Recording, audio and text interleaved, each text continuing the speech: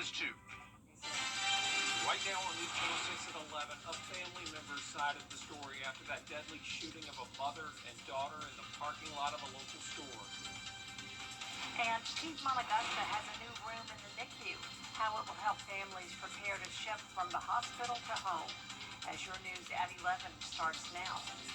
Live from Television Park, this is WJBF News Channel 6 at 11. Hello, everybody. I'm Brad Bean. And I'm Jenny Montgomery. Thanks so much for joining us. We do appreciate it. As coverage you can count on begins with the family of Melissa Domingo speaking out. Now nearly an emergency custody hearing is set for Monday for Melissa's 5-year-old son. An arrest has been made in a 20-year-old murder case in Augusta. 56-year-old Juan Chun has been charged with the murder of Katrina Evans back in August of 2005. Barnes was found stabbed to death at an apartment on Amsterdam Drive. Her 1-year-old child was found alive inside the apartment. Chun is currently serving a life sentence for murder in North Carolina. The GBI investigating the death of an inmate at the Webster Detention Center. A 27-year-old man who was being housed alone was found unresponsive in his cell. Sheriff Gino Brantley says the detention staff did everything they could to help him until EMTs got there. And tonight, the Augusta Coroner's Office confirming the inmate is David Decoto. A Columbia County math teacher is off the job for allegedly threatening a student. Jerry Mighton is charged with terroristic threats and acts. In a letter sent to parents, the principal of Lakeside High School says Mighton made threats during class. He's no longer employed by the Columbia County School District. It is time now for our first check of the weather. And so let's check in with Chief Meteorologist Jennifer Crotchy. Well, it was another mostly dry day, but of a bit of a difference, and we did have a few showers come through for the first time in a while, so you can see that we picked up on a little bit of rain here with just trace amounts. Overall, like I mentioned, still mostly dry, but we'll take whatever rain we can get. As for Almanac at Augusta Busch Field, we did not officially pick up on any rain. We had a low of 60 this morning, putting us 5 degrees below average, but then our high temperature was right around average as we made it to 89. It's a really quiet night. This is our Terry Lambert Hyundai Skyview cam over at the airport. As for our satellite and radar, no more rain nearby. Just a few passing clouds. We're going to be mostly clear overnight. Temperatures are in the upper 60s through low 70s, 72 in Allendale, Millen, you're at 71. Aiken sitting in the upper 60s, same thing in Augusta, but a lot of us still in the 70s, so definitely a little bit warmer than it has been lately. Dew points are also higher. We're seeing upper 60s, so there is more moisture around with winds now coming out of the south, but those winds are overall nice and light, and tomorrow morning when you're headed out the door, we will be in those low 60s with calm winds and mostly clear skies. More details on your forecast coming up, but back to you. All right, Jenna, thanks. Georgia Secretary of State Brad Raffensperger is going to run for governor. Governor Burt Jones and Attorney General. A new room at Piedmont Augusta is helping support families as they prepare to transition back from the NU to their home, the NICU rather, to their home. Here's Hannah McDonald. This is the family room that will help ease parents transition from the NICU to home, as well as providing hands-on learning with staff members. The woman in charge of the neonatal intensive care unit at Piedmont Augusta tells me many times that parents are anxious and scared to take their newborns home when they have been used to being able to ask nurses for help. Maybe the babies are going home on a home monitor, or maybe they're going home on oxygen, or maybe they have medications that they need to learn how to give, so that they have to build confidence, and that helps to alleviate a lot of the fear and anxiety that they have. The room is attached to the NICU, so nurses are able to easily access the baby and family for any needs they may have. We have them on a monitor so that we can remote them into the NICU, and the nurses are able to monitor them out there to make sure that nothing is going on. And it provides the family a time to develop their skills and the challenges that they have with premature babies. Nurses have noticed during the discharge process, the room has helped those families feel more comfortable being on their own. Throughout those months of the baby is here, you develop a very close bond with these families. They're like our family, So being able to provide this for them just gives the nurses that extra sense of pride to be able to say, I know that this family is ready to go home now and to be able to provide the care that these little premature babies need. A family has already stayed here, and the staff hopes to make many more families happy and comfortable. In Augusta, Hannah McDonald, WJBF News Channel 6.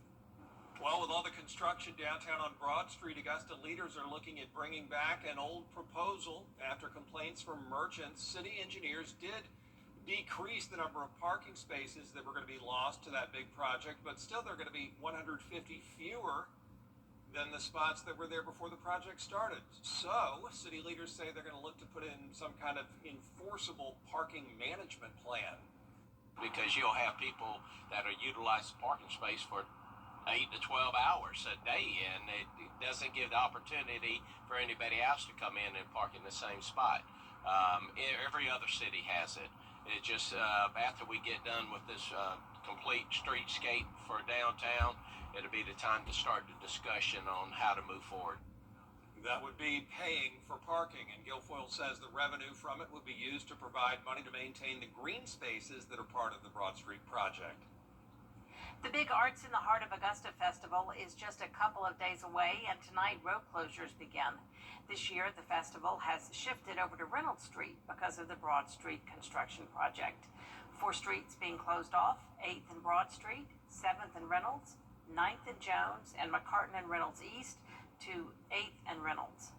The Augusta Common will still be the main hub, but there will be some new locations to check out. The street closure started about an hour ago. The festival starts Friday and runs through Sunday.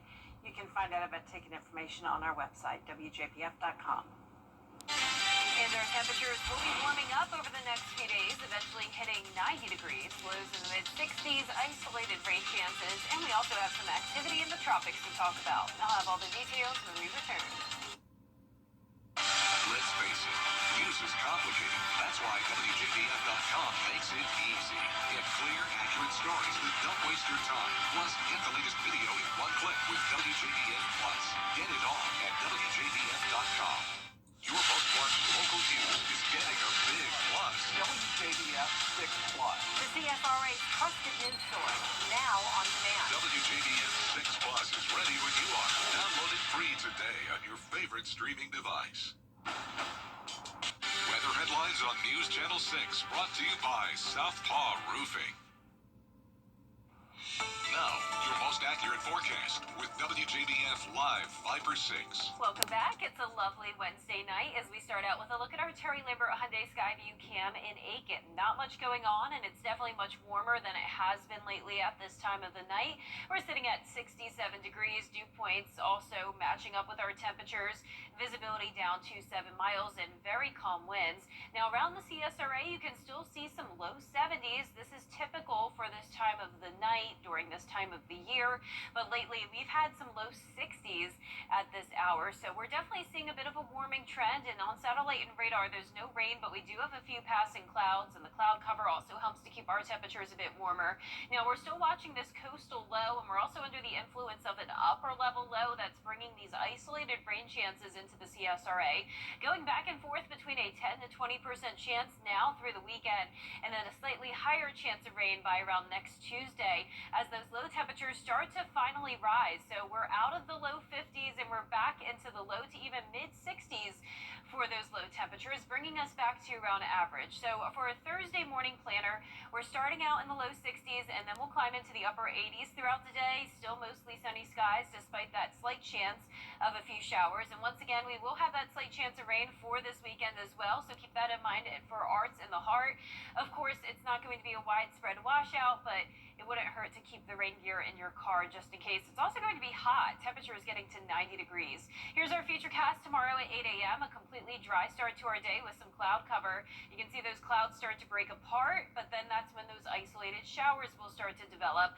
I'm really not expecting much heavy rain. Some of our southeastern counties have a slightly higher chance of that, but you can see as we go throughout the evening, once we get past sunset, those showers really start to break apart and will be dry by this time tomorrow night. We're watching Tropical Storm Gabrielle that formed earlier today. This is our first named storm in quite some time. The tropics are finally heating up. up. Now, right behind Gabrielle, we also have a couple other systems to watch, which we'll take a look at in a moment.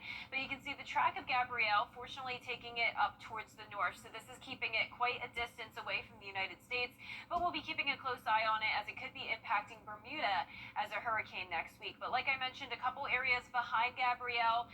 This one area now down to a 10% chance. It was at 20% earlier. But this is common when we have some waves nearby an existing tropical system. That tropical storm Gabrielle is taking away a lot of the energy. So these two are going to have some problems developing, which is great news. But we'll keep you updated on that. Lows tonight will be in the low to mid 60s. Highs tomorrow are going to be in the upper 80s. Some places getting to 90 degrees. And that 10-day forecast is showing those temperatures quickly go from 90 back to the upper 80s next week, near average, with those slight chances of rain. Now back to you. South Carolina lawmakers pushing to limit what teachers can and cannot say on social media. We're going to have those details up next for you, but first, the winning numbers for tonight's South Carolina Lottery's Pick 3, 819. Andrew picked 4 winning numbers tonight, 7143. That Fireball 2. We'll be right back. Coming up, this week's scholar athlete from North Augusta High School. Do-it-all star on the field and in the classroom. Coleman Services knows Or online at GeraldJonesGFC.com. the Scholar Athlete Awards are brought to you by Jefferson Energy Cooperative, Revamp of Augusta, McDonald's, and WJBF News Channel 6. Now, WJBF sports coverage you can count on. Well, it is Wednesday, which means it's time to feature another scholar athlete in this week's A Young Man Who Has Mastered the Art of Multitasking. We're talking about North Augusta's Luke Waldhauer. The senior Yellow Jacket has a laundry list of student athlete achievements. His sports include football, tennis, track and field, and the clay target team. And his academic honors, well, how about all A honor roll with a 5.17 GPA, honor seal of distinction recipient, future business leaders of America, National Honor Society, and Fellowship of Christian Athletes student worship leader. Now, athletically, he's been a part of the Yellow Jackets football program all 4 years and is a founding member of the North Augusta Pickleball Club, among so many other accolades. Now, for Luke, time management is the key to his success. Definitely time crunch. The calendar can only help so much. Being in so many different activities, organizing with the supervisors where I can be at certain times, that's been a big struggle. And especially balancing that with school. He's really self-driven. Really proud of that fact. Like he said, I know he mentioned earlier about keeping his calendar. His calendar stays full, and we're pretty much just been the guardrails for him. He just keeps on going and does a lot of stuff on his own. And he's got his own motor, for sure. Flexibility and organization, because what he does, I couldn't do. And I get asked a lot of times on the weekends, like, what's Luke doing today? And I'm like, I have no idea. I mean, he's just always on the go. He's the ultimate team guy. He's willing to do whatever's asked for him. Whatever it is to help a teammate, whatever it is to help our team get better, he's willing to do, and that's one reason we're successful, because we have a lot of guys like him. Can't get a punt off without the great snap. Same with the field goal. And he's just Mr. Consistent. Can always count on him to do his job. Now, Luke has narrowed his college choices down to either Clemson, Georgia, or Vanderbilt. He will study biological sciences to prepare for med school. Now, we've also got a brand new Football Friday Night Player of the Week poll. This week, we have 6 nominees from all around the CSRA: Westside, Thompson, Saluda, Edmundburg Academy, South Aiken, and Briarwood Academy. Now, you can vote once per day. The poll closes at 11 p.m. on Friday night, and we will announce the winner on week 6 of Football Friday Night.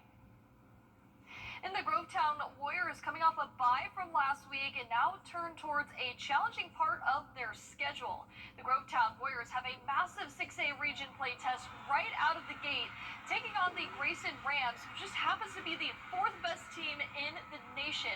The Warriors are off to a 3-1 start to the season under first-year head coach Dedrick Mayo. More wins now than they had combined last season.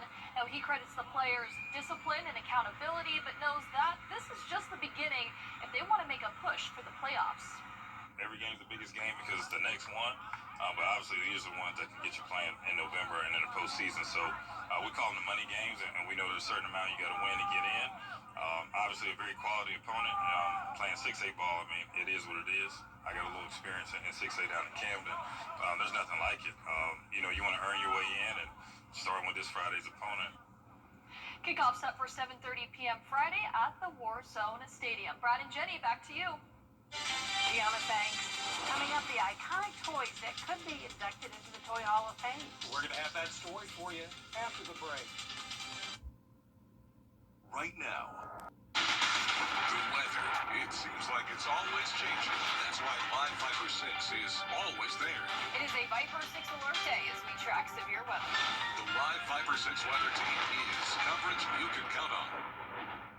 The News Channel 6 mobile app is now even better. Download it today. Our 10-day forecast is showing just the slight chance of rain as we head into the weekend. Temperatures heating up to 90 degrees, then back to the upper 80s all of next week. Very consistent weather with that slight chance of rain then as well. The National Toy Hall of Fame announcing 12 finalists for its class of 2025. They include family game night staples like Battleship, Connect 4, and Trivial Pursuit. Also on the list, the Scooter, Slime, Snow, Cornhole, and the Star Wars lightsaber. Wow, Furby and Tickle Me Elmo also made the list. Fans can vote online, let your voice be heard through September 24th, and the inductees will be revealed in November up at that Toy Museum in Rochester, New York. A lot of good toys there. Thank y'all for watching. We appreciate it. Be sure to tune in for Good Morning Augusta with Mary and Barkley. Good night.